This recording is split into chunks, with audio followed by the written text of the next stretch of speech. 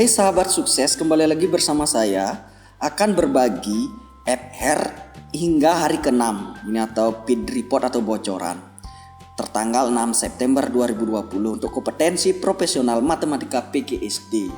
Oke, banyak laporan yang masuk itu ada soal keluar berkaitan tentang kerucut. Oke, berkaitan tentang kerucut mengenai volume. Oke, lagi sebentar kita akan bahas. Dan selanjutnya berkaitan tentang penarikan kesimpulan logika. Ini ada beberapa ya, mungkin di daerah lain mungkin gak keluar, tapi di daerah tertentu mungkin keluar. Kita akan pelajari saja ya sesuai kisi-kisinya. Dan selanjutnya ada juga soal tentang perbandingan senilai. Ada berkaitan tentang sudut dan pecahan. Oke, langsung saja kita akan bahas pemaparannya ya. Nah, ini soal yang pertama. Ini perhatikan, gambar tersebut merupakan gabungan dua buah kerucut yang kongruen. Nah, ini BD-nya sama dengan 28. Kita lihat cek BD itu dari sini ya, BD. Berarti ini adalah diameter kerucut. Nah, ini 28, otomatis jari-jarinya kan setengahnya ya. Jadinya jari-jarinya tinggal bagi 2 yaitu 14. AC-nya yang mana? Ini AC. Ini AC-nya dari sini ke sini itu 54, otomatis untuk tinggi kerucut kan dari sini. OA ya, setengahnya ya. Jadi tinggi kerucutnya 54 bagi 2 yaitu 27. Oke, simpel sekali dah. Volume benda tersebut adalah, jadi mudah sekali. Jari-jarinya sudah ketemu 14, tingginya ketemu 27. Nanti tinggal dikalikan 2 saja. Oke, jelas ya. Berarti volumenya saya langsung ke sini ya. Volume sama dengan 2 kali, oke 2 kali ya, rumus volume kerucut. Rumus volume kerucut 1/3 pi R kuadrat T. Berarti 2 kali 1/3 kali 22/7 kali 14 kuadrat kali tingginya 27. Nah, berarti 2 kali, oke ini simpel ya. Caranya gimana? Jangan dulu dikalikan semua. 3 ini sederhanain coret dengan 27.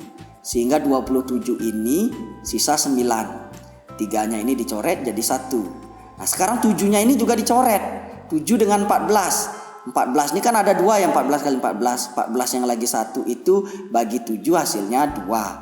Jadi tinggal dikalikan saja dah biasa. Sehingga hasilnya 2 kali 5.544 hasilnya 11.088. Saya yakin teman-teman pasti bisa. Oke, kita lanjutkan ke soal berikutnya.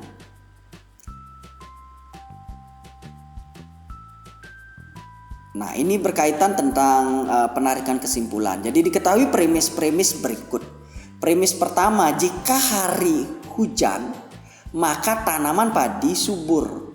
Premis kedua, jika panen tidak melimpah, maka tanaman padi tidak subur. Premis ketiga, panen tidak melimpah. Kesimpulan yang sah dari premis-premis tersebut adalah, oke, kesimpulan yang sah ya. Oke, caranya seperti ini. Kita buat dulu pemisalan ya.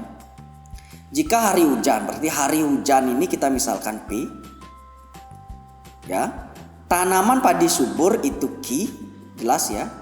Selanjutnya panen melimpah. Ini panen melimpah yang saya misalkan itu adalah R. Berarti kalau panen tidak melimpah berarti negasi R ya.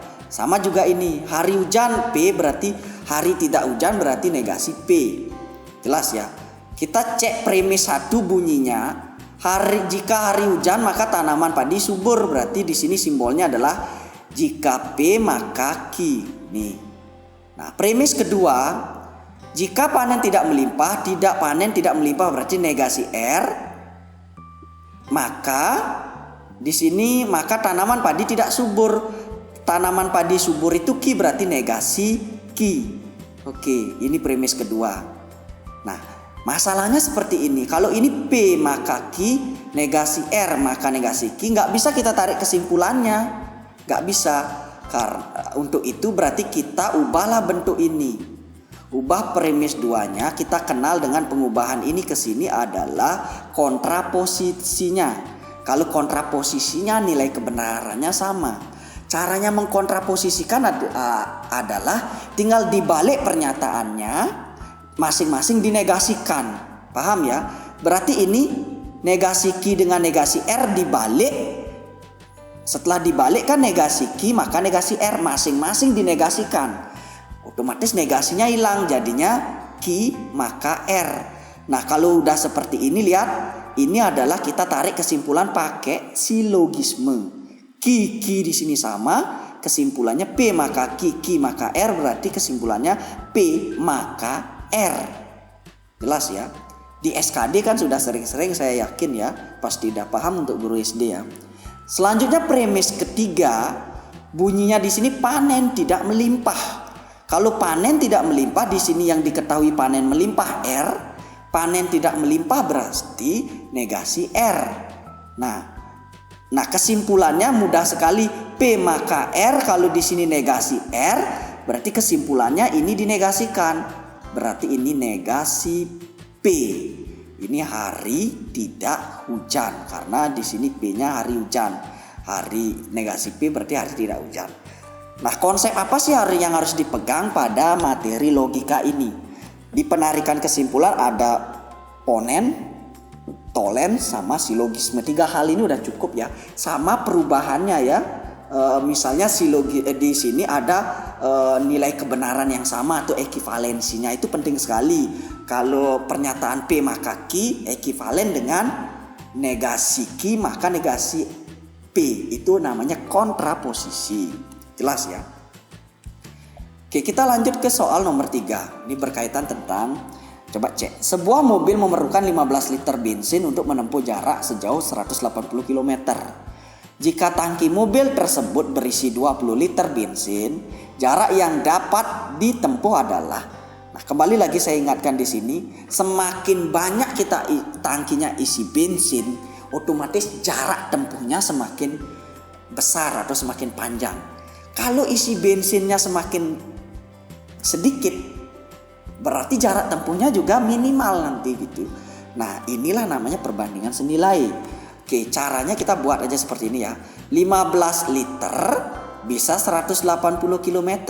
Kalau 20 liter berapa kilo? Kita sebut dia X. Oke, karena ini perbandingan senilai, dibandingkan saja ya. Berarti dari sini, berarti tinggal ini anggap per nih, udah per ya. 15 per 20 sama dengan 180 per X. Nggak perlu lagi dibalik.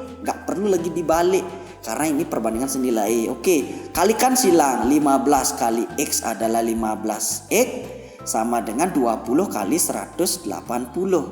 Oke, X-nya saja ini gimana cara mencari ini? Otomatis yang di seberang ini tinggal bagi 15. Berarti X-nya sendiri adalah 20 kali 180 dibagi yang ini dekat dengan X, yaitu bagi dengan 15. Oke, jangan dulu, biasanya triknya ya biar cepat mengerjakan, jangan 20 kali 180 dulu dikalikan. Alangkah baiknya sederhanakan dulu ya. 20 dengan 15 sama-sama dibagi 5. 20 bagi 5 itu 4, 15 bagi 5 3. Masih bisa nggak disederhanakan? Bisa kan? 180 dibagi 3 itu 60. Jadi bisa dijawab ini lebih mudah. Jadi jarak tempuhnya adalah 240 km. Jadi jelas ya teman-teman? Oke, kalau jelas kita akan lanjutkan di soal berikutnya berkaitan tentang sudut. Oke, ini biasanya wajib sekali keluar ya. Nah, soalnya seperti ini. Di dalam sudut kuncinya gini. Total sudut berpelurus ini, yang ini pernah kan, ini totalnya adalah 180. Sudut berpelurus misalnya 180. Nah, jumlah ketiga sudut juga jumlahnya 180. Itu aja konsepnya. Total jumlah sudut pada segitiga adalah 180. Itu aja pakai 2 hal itu. Di sini besar sudut X, X-nya ini dicari. Otomatis sebelum mencari X harus paham betul berapa sih A-nya, baru bisa cari pelurusnya.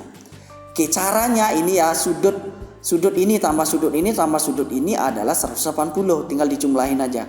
A ditambah 2A tambah 3A ini totalnya 180. Ya, kenapa bisa seperti itu? Karena total sudut pada segitiga.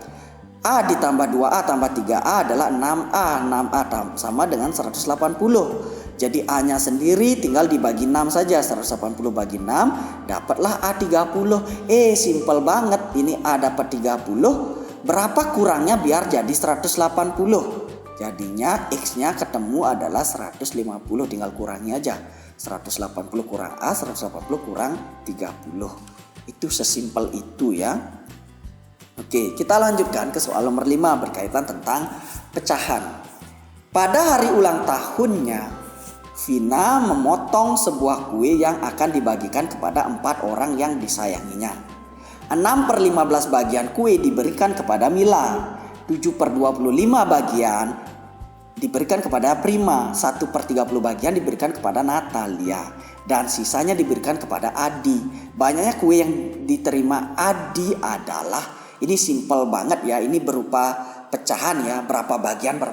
Ingat, bagian utuh itu kita sebut dia dengan 1 ya, 1 bagian utuh.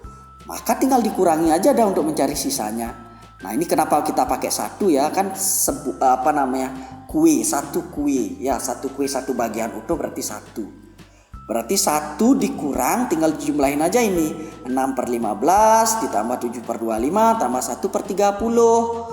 Jadi di sini kita samain penyebutnya, 15, 25 dengan 30 kita jadiin 150. Jadi 1 dikurang, ini 15 biar jadi 150 kali 10, jadinya pembilang juga kali 10, jadinya 60/150. Sama juga 25 biar jadi 150 kan kali 6. Berarti pembilang juga kali 6, 7 kali 6 42, 25 kali 6 ada 150, jelas ya. Kita samain yang 30 ini masing-masing atas bawah kali 5. Jadinya 5/150. Jadinya 1 dikurang, ini yang dalam kurung dulu kerjain. Jadinya 60 tambah 42 itu adalah 102 ditambah 5 107. Jadi 1 dikurang 107/150, satunya ini 150/150. Jadinya 43/150 bagian. Jadi opsi B. Nah seperti itu FR untuk ini, dan nantikan FR di bagian bahasa Indonesia dan bagian IPA dan lainnya ya. Terima kasih.